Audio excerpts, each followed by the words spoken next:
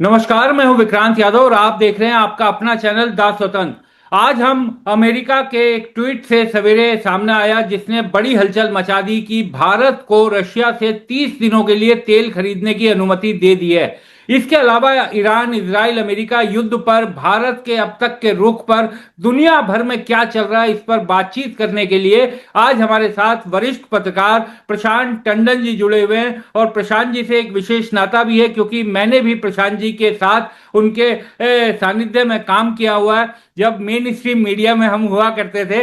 तो प्रशांत सर, बहुत बहुत स्वागत है द स्वतंत्र पर। सर, सबसे पहले तो यही पूछूंगा सर, ये जो ट्वीट अमेरिका के ट्रेजरी सेक्रेटरी का आपने देखा होगा सर।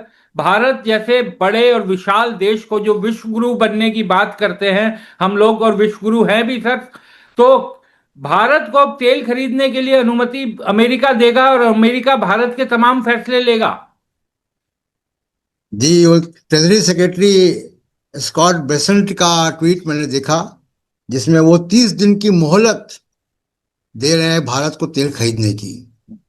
बड़ी दयनीय स्थिति है भारत की संप्रभुता की, सॉवरेनिटी की, कि तेल खरीद रहे हैं हम अपने पैसे से, क्या?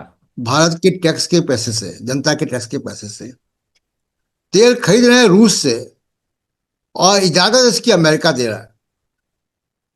तो एक बहुत दयनीय स्थिति है मोदी सरकार की। आप ये देख लीजिए कि वो भी तब जबकि बिछे पड़े हैं इसराइल के साथ। पूरी दुनिया में आप देखिए कि यूरोप में कोई देश नेतन्याहू को कॉल नहीं कर रहा है, उनसे कोई राब्ता नहीं रख रहा है। भारत के प्रधानमंत्री युद्ध के 48 घंटे पहले थे, और भारत के इजराइल के प्रधानमंत्री के साथ मुलाकात करके लौटने का 48 घंटे के बाद अ, ईरान के खिलाफ युद्ध होता है, और उनके राष्ट्राध्यक्ष खमनेई साहब की हत्या होती है। हम्म। तो ये बड़ा दुखद पहलू है। लेकिन जब हम तेल वाले मामले पर आते हैं, जी। इसके तीन चार बड़े इंपॉर्टेंट पहलू हैं। संकेत ये है कि देखिए कि सबसे पहले कि ये भारत में 45 दिन का रिजर्व है भारत के पास, ऐसा माना जाता है। हम्म। ये दबाव बनाया, और मुकेश अंबानी की रिफाइनरी है जामनगर में, वो भी रशियन ऑयल पे चल रही थी अब तक, और उन्होंने अमेरिका दबाव में लेना बंद किया। हम्म। उनकी इन्वेंट्री कमजोर हुई होगी तो उन्होंने दबाव बनाना शुरू किया विदेश मंत्रालय पर, और विदेश मंत्रालय ने रूस से और अमेरिका से दोनों से बात की, और फिर ये परमिशन मिला। जाहिर सी बात, मैं क्यों कह रहा हूं कि रूस से बात भी की, कि जिसको बेचना है वो भी तो राजी हो कि हमें बेचना है। तो रूस भी राजी हुआ, और अमेरिका भी। एक तो ये बात। दूसरी बात ये कि हम इस युद्ध में हमारे ऊपर, भारत के ऊपर दो तीन बड़े खर्चे आ गए। हम्म। एक तो डॉलर का दाम रुपये के मुकाबले, हाँ। अभी $1 92 के आसपास था, अब 91 रुपए कुछ पैसे है, 60 पैसे। कल तक वो 92 रुपए था। तो लगातार डॉलर के मुकाबले रुपया कमजोर हो रहा है। क्रूड ऑयल जो अंतर्राष्ट्रीय बाजार में है, वो $67 से $80 पहुंच गया। हम्म। इस बात का हम ख्याल रखें कि $1 अंतर्राष्ट्रीय बाजार में कीमत बढ़ती है तो भारत के ऊपर आयात का खर्चा 16,000 करोड़ बढ़ता है। $1 कीमत बढ़ती है, 16,000 रुपये, 16,000 करोड़ रुपए हमको ज्यादा खर्च करने पड़ते हैं। तो थोड़ी सी राहत जरूर मिलेगी रूस से तेल मंगाने की, लेकिन ये फौरी राहत है, और 30 दिन का विंडो है। मुझे ऐसा लग रहा है कि मेरी कुछ एक्सपर्ट से और तमाम लोगों से बात होती हुई, तो मुझको ऐसा लग रहा है कि जो स्थिति अभी है वो ये हार्मोस जल डमरू हफ्ते 10 दिन में खुलने नहीं जा रहा है। हम्म। तो आपकी जो ऑयल सप्लाई चेन है वो लंबे समय के लिए डिसरप्ट हो गई है। हालांकि जो रूस से तेल आ रहा है वो साउथ चाइना सी से आएगा, हम्म। वो वियतनाम और मलेशिया होते हुए आएगा, तो वो चेन्नई तक पहुंचेगा, या कलकत्ता, या विशाखापट्टनम। वो रूट सेफ है, हम्म। जो रूस से तेल आने का रूट है। लेकिन जो हरमोज संधि से रूट तेल आएगा, वो वहां पे युद्ध चल रहा है और ईरान ने रोका हुआ है। हम्म। जो एक्सपर्ट्स मुझे बता रहे हैं कि ये अगले 2-4 हफ्ते में भी खुलने वाला नहीं है। हम्म। ओ। तो ये लंबी लड़ाई चलेगी। इसी से संकेत दिखाई दे रहा है कि जो 30 दिन की मोहलत भारत ने मांगी, अमेरिका राजी हुआ, रूस तेल बेचने पर राजी हुआ, तीन पावर्स इसमें राजी हुए। हाँ। इसका मतलब है कि तीनों ये मान रहे हैं कि ये युद्ध लंबा चलने लंबा वाला है। चलेगा। लेकिन ये सर, ट्रम्प साहब जी बोले। हाँ जी सर, लेकिन ये कोई पहला मामला नहीं है। पिछले लंबे समय से जिस तरीके से ट्रम्प का रुख रहा है, किसी भी भारतीय के लिए बड़ा ही आपत्तिजनक है कि किस तरीके से वो किसी भी मंच से कुछ भी बोल देते हैं। और अब युद्ध के दौरान भी इस तरीके की बातें करना, और नेतन्याहू का ये कहना, नेतन्याहू का भी तारीफ करना युद्ध के दौरान की जो सपोर्ट मिला, ये सब बातें बोलना, तो ये तो भारत की विदेश नीति में भी एक बहुत बड़ा बदलाव दिखाता है। जी बिल्कुल, यू टर्न है। और दूसरा कि सबसे अफसोसनाक बात यह है कि ऐसा कभी किसी की हिम्मत नहीं हुई भारत के बारे में बोलने की। चाहे वो अमेरिका हो, चाहे वो रूस हो, चाहे दुनिया की कोई भी महाशक्ति हो, भारत के प्रधानमंत्री के बारे में ये बोलने की हिम्मत कि मैं उनका पॉलिटिकल करियर खत्म कर सकता हूं, ये ट्रंप ने कहा। तो ये हिम्मत ट्रंप को किसने दी है, कहाँ से आई? तो अंग्रेजी में कहावत है कि if you give bully an inch, he will ask for a mile. Hmm. कि अगर आप किसी उद्दंड को थोड़ी सी जगह दोगे तो वो बहुत बड़ी जगह मांगेगा। हाँ। तो हमने शुरू से मोदी जी ने काउंटर नहीं किया।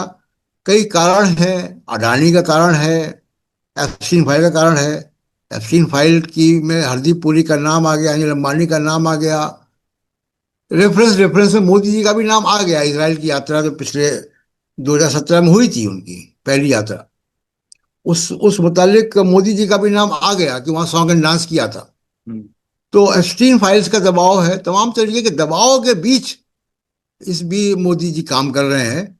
और इस दबाव के चलते ट्रंप के जैसा पॉलिटिशियन है, वो उस दबाव का पूरा फायदा उठा रहा है। और उसकी अपनी हिकड़ी है, वो भी उसी बिरादरी का नेता है जिस बिरादरी के ये हैं। हम्म। तो उसकी अपनी हेकड़ी है। हालांकि इस युद्ध को लेकर वो फंस गया है। हाँ, जी। वही मैं जानना चाहता था सर। ट्रम्प साहब को शुरुआत में लग रहा था कि 3-4 दिन में युद्ध करेंगे, उस पर ईरान पर कब्जा करके, जैसे वेनेजुएला का उन्होंने किया उसी तरीके से ईरान में 3-4 दिन में मामला सुलटेगा, और उसके बाद हम्म। पूरा उनके तेल गैस सब चीजों पर अमेरिका का नियंत्रण हो जाएगा। लेकिन जिस तरह का रिटेलिएट ईरान ने किया है, निश्चित तौर पर वो सबको देखने वाली चीज है कि आसपास के जो अरब देश जो अमेरिका का खुलकर साथ दे रहे थे, अब वो भी कहने लगे हैं कि इस युद्ध को किसी तरीके से खत्म करवाया जाए। देखिए, पहली बात की दो तीन बातें हैं इसमें। जी। पहली बात ये कि ये युद्ध अमेरिका ने ईरान के ऑयल गैस रिजर्व को कब्जा करने के लिए किया हो, ऐसा लगता नहीं। हम्म। ये वेनेजुएला नहीं है ईरान। हम्म। ये अमेरिका को मालूम था, अभी मालूम हो गया, अच्छी तरीके से मालूम हो गया कि वेनेजुएला नहीं है वो। हाँ। ये युद्ध लड़ा गया नेतन्याहू के लिए। हम्म। नेतन्याहू के लिए क्यों लड़ा गया? वही कारण जो भारत में है, वही कारण अमेरिका में है, एप्स्टीन फाइल्स। हम्म। एप्स्टीन जो है मोसाद का प्लांटेड व्यक्ति था। हम्म। उसने तमाम सारे लोगों के कच्चे चिट्ठे उसके फाइल्स में है। उससे ध्यान भटकाने के लिए युद्ध ये हुआ। और नेतन्याहू इस वक्त जो भी कहेंगे वो हम्म। ट्रंप को करना पड़ेगा। तो ये युद्ध ट्रंप ने नेतन्याहू के लिए मोल लिया। दूसरा कि मुश्किल में क्यों है ट्रंप? हाँ। देखिए, ट्रंप की बड़ी जो कंस्टिट्यूंसी आती है वो आती है make America great again, mega. हाँ। और जो मेगा के लोग हैं, ये बड़ा एक ग्रुप बन गया है, फॉर्मल ग्रुप बन गया। भारत में जो अमेरिका के एम्बेसडर हैं, सर्जियो सर्जियो गौर, हम्म। वो भी मेगा एक्टिविस्ट हैं। मेगा की बड़ी कंस्टिट्यूंसी को लीड करते हैं अमेरिकी उपराष्ट्रपति। अ, तो वो अमेरिकन उपराष्ट्रपति जो है, हाँ। वो अब परेशानी पैदा कर रहे हैं ट्रंप के लिए। हम्म। तो ये सबसे बड़ी परेशानी ये है कि, और वो परेशानी ये है कि ट्रंप ने वादा किया था कि हम अपने देश में अपने सैनिकों के कॉफिन्स नहीं लाएंगे। हाँ। 8 आ चुके हैं। हम्म, तो जैसे ही वो कॉन्फ्रेंस आना शुरू हुए, जेडी वेंस जो अमेरिका के उपराष्ट्रपति हैं, जेडी वेंस का रास्ता कुछ अलग दिखाई देने लगा। हम्म, और ऐसा समझा जा रहा है कि जेडी वेंस और जो अमेरिका के विदेश मंत्री हैं रूबियो, तो रूबियो इस वक्त ट्रंप के बहुत करीब है, रूबियो के कहने पर ट्रंप चल रहे हैं। लेकिन रूबियो और जेडी वेंस के बीच में काफी मतभेद बताए जा रहे हैं। और ये जो दबाव है ट्रंप के ऊपर, वो ट्रंप के ऊपर दबाव बढ़ता नजर आ रहा है। जो मेगा एक्टिविस्ट का मेगा का दबाव है वो बढ़ता जा रहा है, क्योंकि 8 कॉफिन वहां आ चुके हैं। अगर थोड़े और भी जाएंगे तो मुश्किल होगी। दूसरी बात की जो ट्रंप ने शुरुआत में कहा रिजीम चेंज, हम्म, अब उसके बाद भी वो देखिए उनकी भाषा बदल गई। हाँ, अब वो कह रहे हैं रिजीम चेंज का मतलब ये नहीं कि हम बाहर से किसी को थोप रहे हैं, अंदर हाँ, से किसी को लाएंगे। हाँ, तो अब यानी ये भी बिल्कुल तय थी कि रजा पहलवी को आप हेलीकॉप्टर से या पैराशूट से नहीं उतार सकते हाँ, तेहरान में। हाँ, आपको ग्राउंड फोर्सेस लानी पड़ेंगी। हम्म, ग्राउंड फोर्सेस अमेरिका की 50,000 के आसपास है, हम्म, ईरान के आसपास। ईरान की कुल फौज रिजर्व को मिला के 10 लाख है। हम्म, तो ग्राउंड फोर्सेस जाएंगी तो बहुत खून खराबा होगा। हम्म, खून खराबा होगा तो अमेरिका में कॉफिस आएंगे। हम्म, तो ट्रंप इस चीज को अब शायद महसूस कर रहे हैं कि लड़ाई लंबी खिंचेगी, हाँ। इसलिए उनकी भाषा बदल रही है। प्रशांत सर, एक और चीज मैं समझना चाहूंगा आपसे कि भारत ने पहले तो आयतुल्लाह खामेनेई, माफ कीजिएगा, खामेनेई साहब की मृत्यु, उनकी हत्या के बाद कोई स्टेटमेंट जारी नहीं किया, जिस पर काफी विवाद भी हुआ कि भारत के पुराने मित्र से दोस्ताना संबंध रहे थे। 3 दिन बाद विदेश सचिव गए एम्बेसी में, जो वहां पर शोक पुस्तिका खोली गई है, उसमें उन्होंने भारत की तरफ से शोक संदेश लिखा। दूसरा डेवलपमेंट जो कल हुआ, उसमें विदेश मंत्री एस जयशंकर ने ईरान के विदेश मंत्री से फोन पर बातचीत की। सिर्फ इतनी जानकारी दी गई है कि फोन पर बातचीत की। क्या बातचीत की, ये अभी तक ब्यौरा नहीं आया है। तो क्या अब भारत अपने रुख में कुछ बदलाव ला रहा है? दबाव जिस तरीके से चौतरफा हुआ कि हमें अपने ईरान के साथ जो दोस्ताना संबंध थे उसे अचानक इस तरह नहीं खराब करने चाहिए। देखिए, ये सबसे बड़ी बात क्या होती है कि हर सरकार की, हर महकमे की, हर डिपार्टमेंट की एक इंस्टीट्यूशनल मेमोरी होती है। हम्म, भारत के विदेश मंत्रालय और डिप्लोमेसी की एक इंस्टीट्यूशनल मेमोरी है। हम्म, उसमें ईरान ने समय समय पर हमारी मदद की है, क्या? और कठिन समय मदद की है। हम्म, न केवल तेल के मामले में, बल्कि कश्मीर के मामले में भी। जब हम्म, Pakistan UNHSR, united nations human right council में पाकिस्तान का मसला ले जा रहा था, तब ईरान अकेला कंट्री था जिसने कि वहां पे भारत के हम्म, कहने पर डिसेंट नोट दिया। हम्म, तो अब ये सब भारत के इंस्टीट्यूशन मेमोरी में है, हम्म, प्लस रणनीतिक कारण भी है। तो फिलिस्तीन को लेकर भारत का एक रुख है। हम्म, मोदी जी ने सारी विदेश नीति को दरकिनार करके अपनी व्यक्तिगत या दबाव या जो भी है, हम्म, उन्होंने उसको किनारे कर दिया। तो कई ग्रेविटीज हैं जो काम कर रही हैं। हम्म, जैसे मान लीजिए कि अभी इंडियन नेवी का मेहमान था, हाँ, जो हमारा जो जहाज जो ईरान फ्रिगेट का। ईरान का गिरा दिया, जी। वो भारतीय नेवी का मेहमान था, देना। हाँ, हम्म, उस देना को गिराया, न केवल गिराया, रेस्क्यू भी नहीं होने दिया हम्म, कि सैनिक मारे गए, नौसैनिक मारे गए।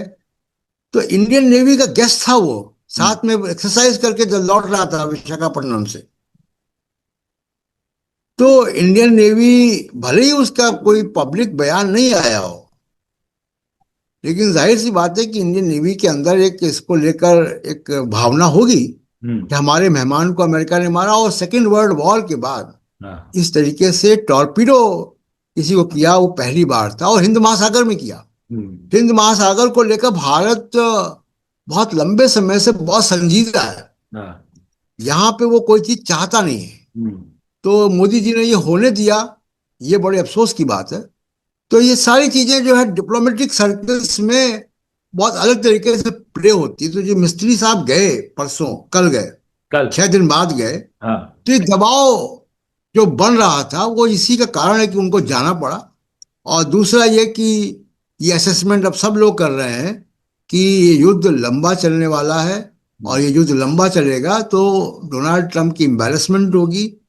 वो अफगानिस्तान में एम्बेरसमेंट दिख चुके हैं, अमेरिका वियतनाम में एम्बेरसमेंट दिख चुका है, और ये तीसरा, वियतनाम और अफगानिस्तान के बाद ये तीसरा जो है ईरान, ऐसा हो सकता है कि वो अमेरिका के लिए बहुत किरकिरी बन जाए। जी। हम्म।